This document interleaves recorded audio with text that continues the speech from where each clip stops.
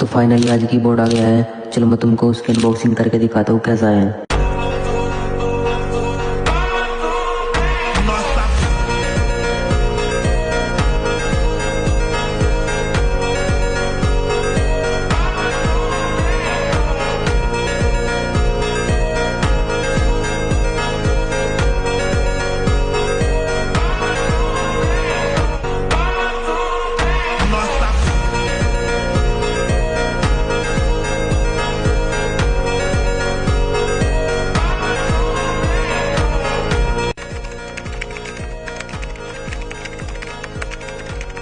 Comment करके जरूर बताइए कीबोर्ड का फाइनल लुक कैसा लगा।